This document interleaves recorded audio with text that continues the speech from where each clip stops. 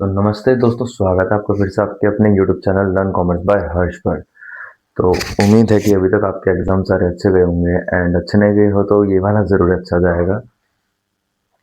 Sorry to disturb, है ना, ये वाला ज़रूर अच्छा जाएगा। तो अब आपका जो एग्ज़ाम है वो है आपका इमोशनल इंटेलिजेंस साइकोलॉजी का, है ना।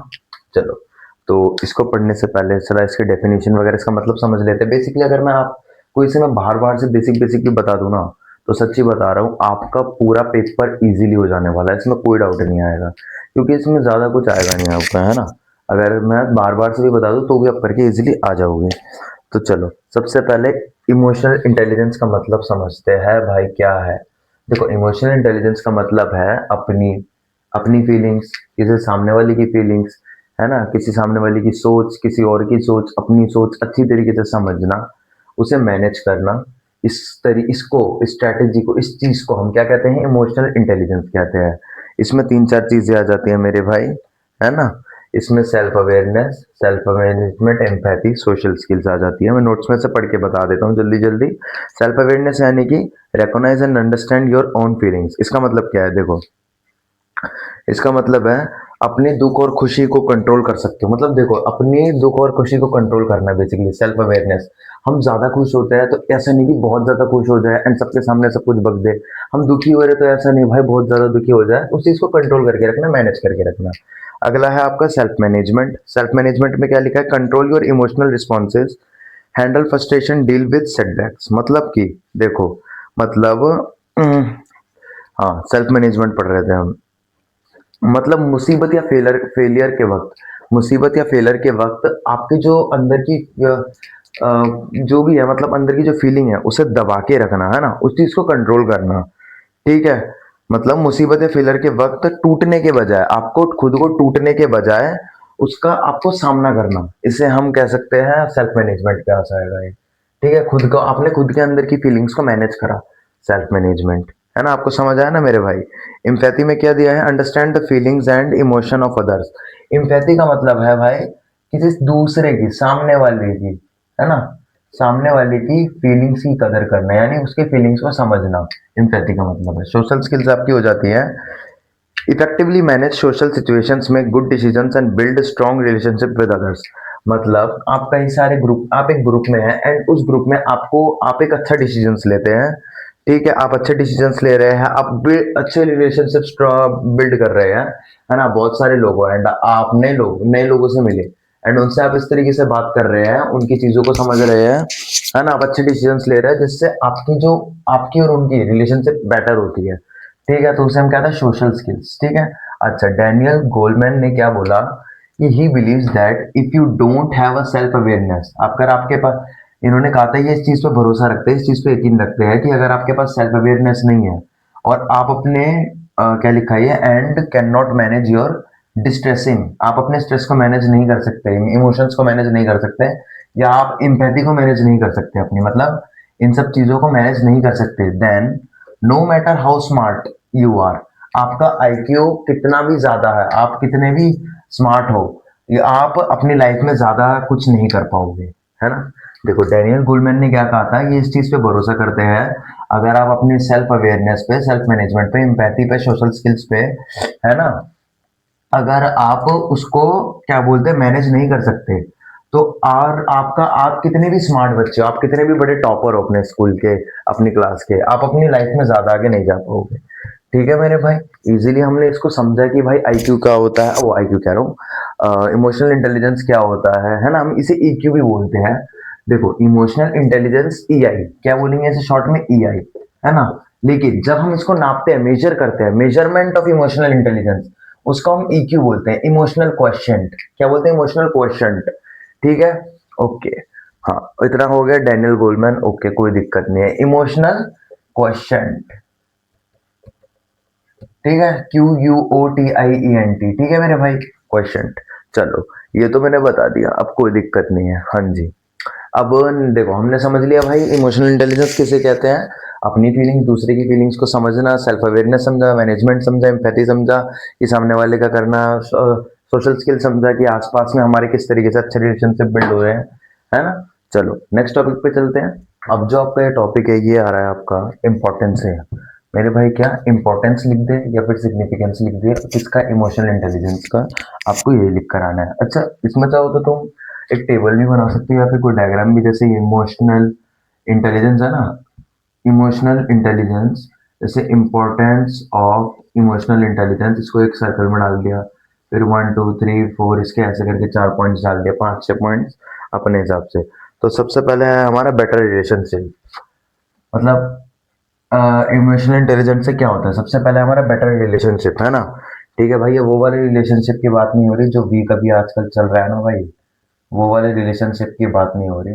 वैलेंटाइंस वीक चल रहा है बाय द वे, बट उससे खैर हमारा तो कोई लेना देना नहीं है ना।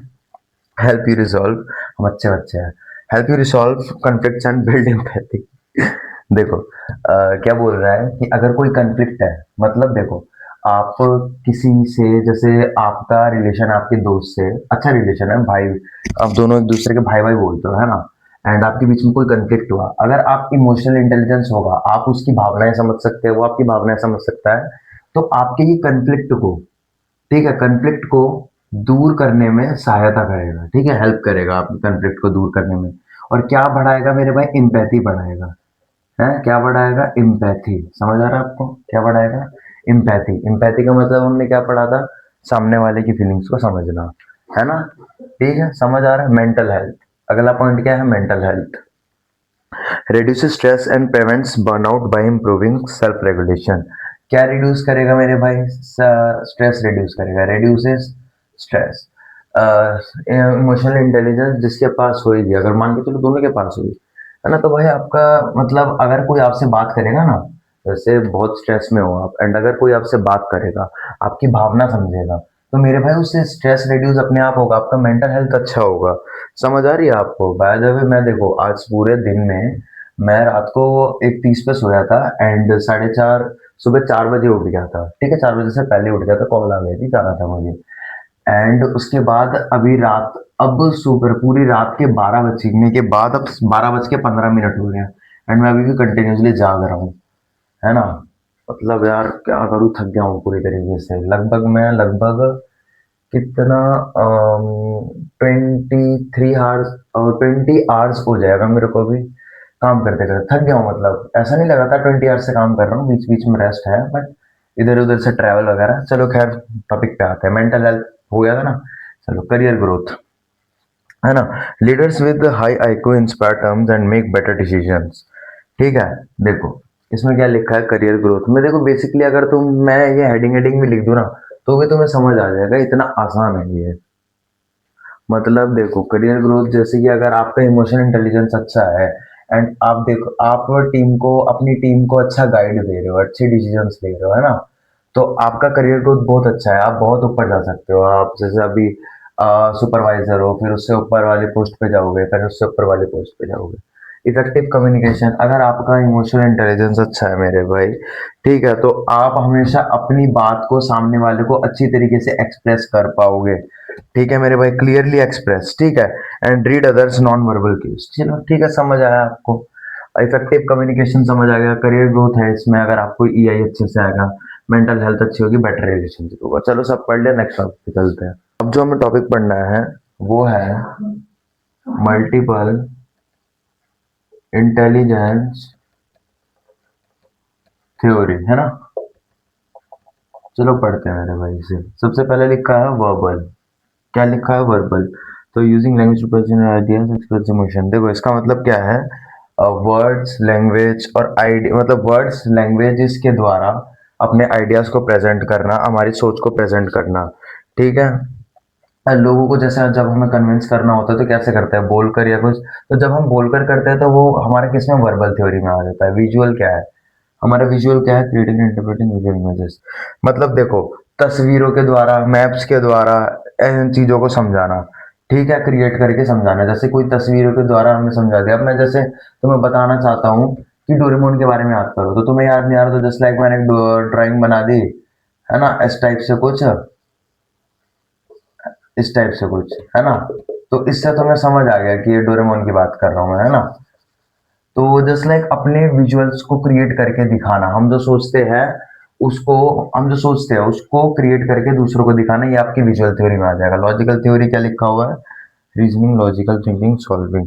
ठीक है, मतलब मैथ्स, रीजनिंग और प्रॉब्लम्स को लॉजिक के साथ सॉल्व करना, ये आपका लॉजिकल थ्योरी पे आ जाता है। काइनेस्थेटिक का मतलब क्या होता है? काइनेस्थेटिक का मतलब होता है expressing and feeling things physically, hands on work.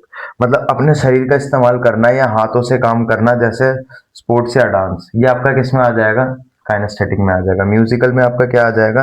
Rhythm और ताल को समझाना या म्यूजिक बनाना। ठीक है, यार ये इतने इंपॉर्टेंट है नहीं, फिर भी बाय चांस अगर किसी एक का दो का भी वो आ जाता है ना, तो उसके लिए मैं बता रहा हूँ, बट बाय द वे ये इतना इंपॉर्टेंट नहीं है। अब आपका आता है इंट्रापर्सनल। इंट्रापर्सनल क्या होता है? खुद की फीलिंग्स, थॉट और गोल्स को गहराई से समझना।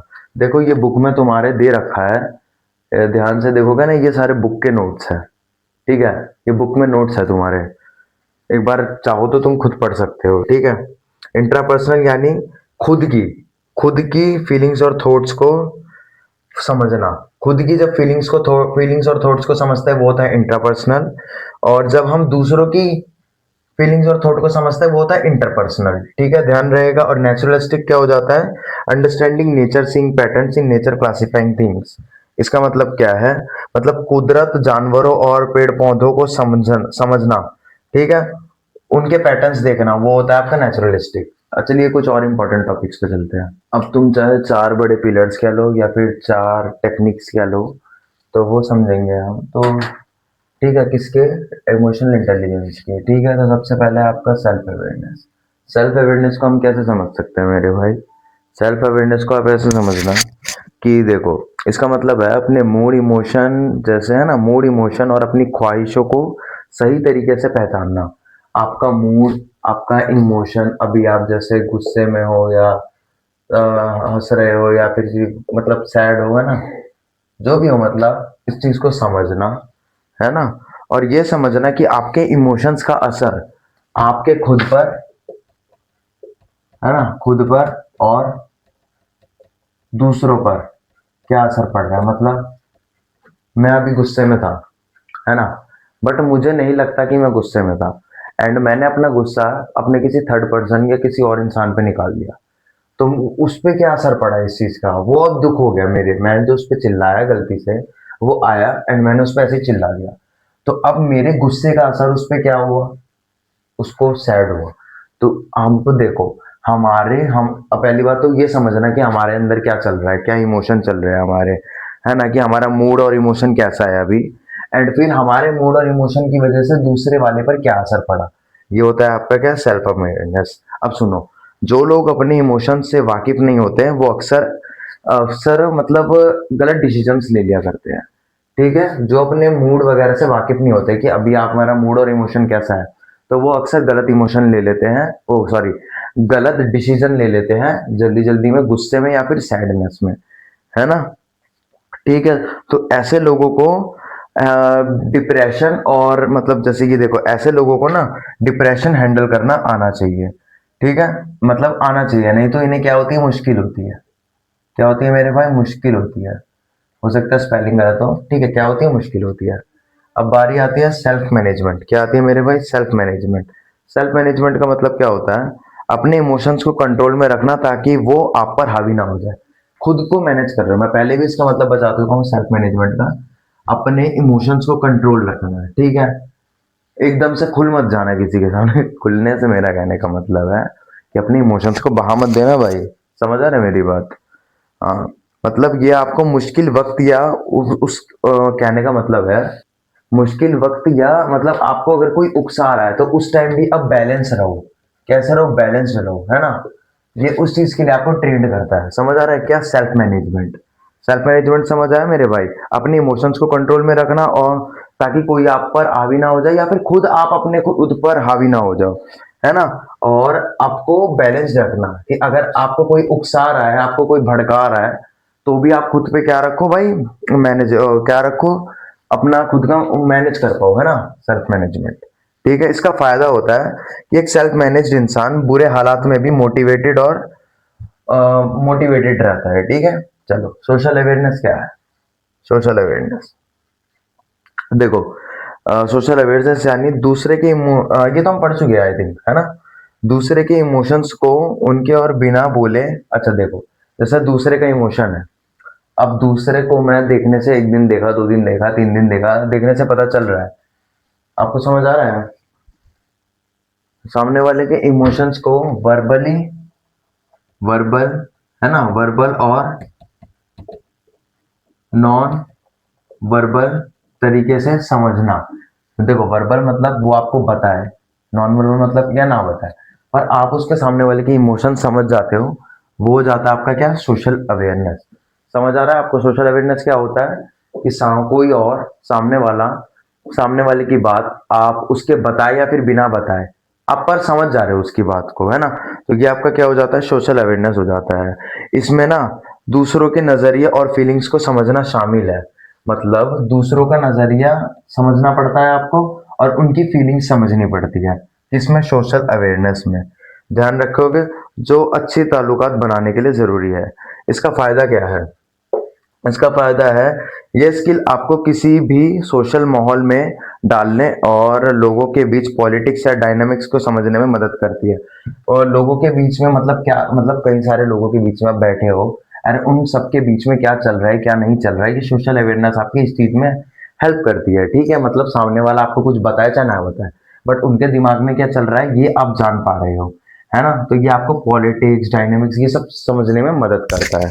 ठीक है, क्या सोशल अवेयरनेस। अगर आपका क्वेश्चन आता है कि क्यों आपको इमोशनल इंटेलिजेंस वाली स्किल सीखनी चाहिए, तो इन सब में जो जो भी मैंने फायदे बताए हैं आप वो लिख कर आ सकते हो। ठीक है, एंड ये क्वेश्चन मैं गारंटी देता हूँ कि आया है। आप देख लो, मैंने क्वेश्चन पेपर से उठाया ये क्वेश्चन जो मैंने आपको भी बताया।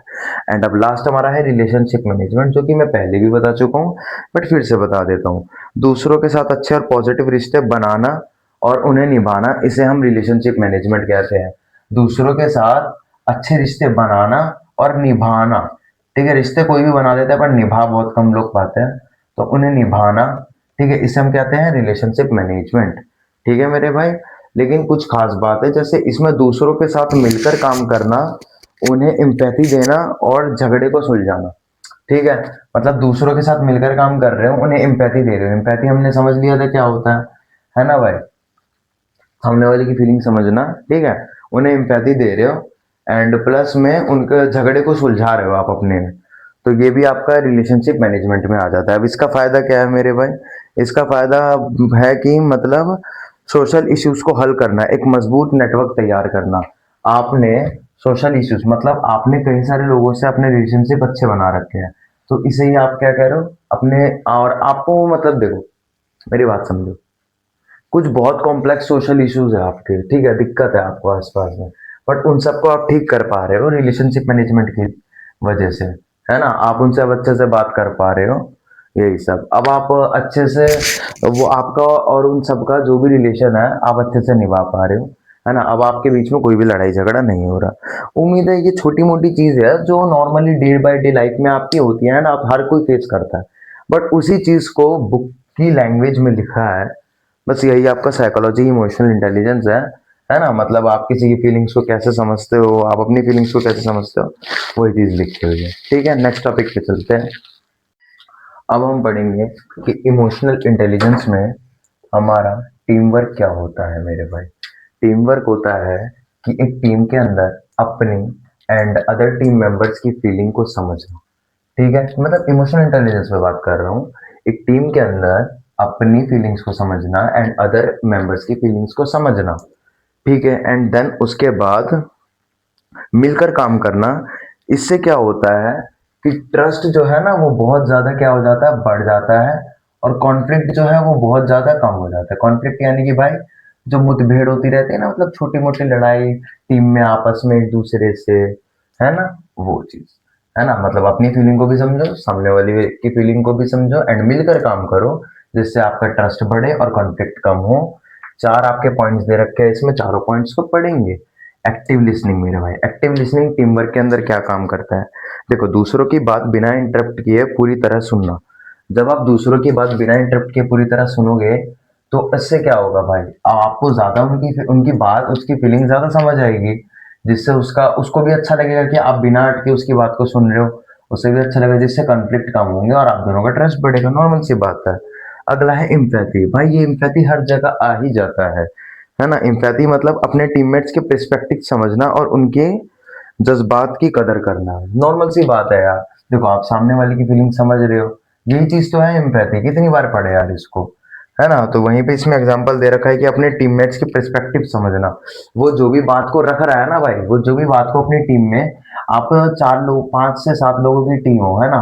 आप 5 से 7 लोगों की टीम हो, तो वो जो भी बात को यहाँ पे रख रहा है टेबल पे भाई कि ये मेरी बात सुनो, ये करेंगे ये करेंगे, तो आप उसकी बात अच्छे से सुनो, है ना, समझो। यही चीज है कॉन्फ्लिक्ट रिसोल्यूशन। भाई ये तो नॉर्मल है कॉन्फ्लिक्ट रिसोल्यूशन, मतलब अगर आपके जैसे इसके बीच में कोई भी लड़ाई होती है इससे, है ना, या फिर इससे इसकी हो जाती है, तो भाई इनका सॉल्यूशन निकालो ना। ये कॉन्फ्लिक्ट रिसोल्यूशन मतलब बहस को लड़ाई बनाने की जगह ठंडे दिमाग से सॉल्यूशन निकाला जाए। ठीक है, इसका मतलब क्या है, सॉल्यूशन निकाला जाए, क्या निकाला जाए, सॉल्यूशन। ठीक है मेरे भाई, अब आ जाता है सोशल स्किल। क्या मेरे भाई, सोशल स्किल्स। देखो, टीम के साथ खुलकर बात करना और उन्हें मोटिवेट करना। ठीक है, टीम के साथ कैसे ओपनली टॉक करना, ओपनली बात करना, है ना भाई, बिल्कुल फ्रेश माइंड होके, फ्री माइंड होके। एंड उनको क्या करना, साथ ही साथ मोटिवेट करना। क्या करना मेरे भाई, मोटिवेट करना। ठीक है, अब खैर मोटिवेशन एक अलग टॉपिक हो जाता है कॉमर्स के हिसाब से, नेगेटिव पॉजिटिव टाइप का। ठीक है, टीम वर्क हमने समझ लिया है, इससे क्वेश्चन आया था तभी मैंने करवाया, नहीं तो मैंने करा था। नेक्स्ट टॉपिक पे चलते हैं। भाई ये जो अभी हमने पढ़ा, active listening, empathy, conflict resolution, social skill, ये सब क्या थे, टेक्निक्स थे टीम वर्क के लिए। ये क्वेश्चन आया है लास्ट टाइम, लास्ट ईयर, तभी मैं ये करवा रहा हूँ। ठीक है, चलो नेक्स्ट टॉपिक पे देखते हैं। भाई सेल्फ अवेयरनेस में आपका एक और टॉपिक आ जाता है, सेल्फ मैनेजमेंट। सेल्फ अवेयरनेस में एक होता है मैनेजिंग एंगर, एंड ये कंटिन्यू 2 से 3 बार आपका एग्जाम में आ चुका है। तो देखो, एंगर मैनेज यानी कि अपना गुस्सा मैनेज करना, तो इसके लिए आपको क्या करना पड़ेगा, नॉर्मल सी बात है। देखो, सबसे वैसे तो देखो सबको पता है अगर गुस्सा है तो क्या क्या करना चाहिए, जस्ट लाइक मेडिटेशन करो, है ना, बहुत सारी चीजें होती है। तो आप वो उसी टाइप की चीजें बतानी है। जैसे यहाँ पे कुछ लिखा है, पॉज एंड ब्रेथ, है ना, तुरंत रिएक्ट करने से पहले 10 तक काउंट कीजिए एंड देन उसके बाद सांस लीजिए गहरी, तो जिससे आपका थोड़ा एंगर है वो कम होगा, है ना। यहाँ पे आइडेंटिफाई ट्रिगर्स, एक और पॉइंट है, जैसे कि समझे कि गुस्सा क्यों आ रहा है, क्या आप थके हुए हैं या फिर कोई और बात है ना। बेफालतू का गुस्सा कहीं पे मत उतारिए, है ना। हाँ जी, बेफालतू का गुस्सा कहीं पे मत उतारिए। रिस्पॉन्ड डोंट रिएक्ट, मतलब चिल्लाने की बजाय स्टेटमेंट्स यूज करें। जैसे किसी पे चिल्ला देते, उसकी जगह थोड़ा स्टेटमेंट यूज करें, बातें ज्यादा बोले, उसको चिल्लाए नहीं, है ना। ठीक है, उसके बाद एम्पैथी, यार सामने वाले की भी समझो। जरूरी नहीं है कि यार तुम सिर्फ गुस्सा करो, एक बार उसकी भी समझो, क्या पता आप गुस्सा करो एंड उसे बुरा लग जाए। तो देखो बहुत सारी चीज है, आप खुद से लिख कर आ सकते हो। सेल्फ अवेयरनेस के अंदर एक टॉपिक है मैनेजिंग एंगर, आप खुद से लिख के आ सकते हो कि भाई क्या क्या चीजें करनी होती है मैनेजिंग एंगर के लिए। अच्छा, आप ये भी लिख सकते हो कि मेडिटेशन करो, है ना।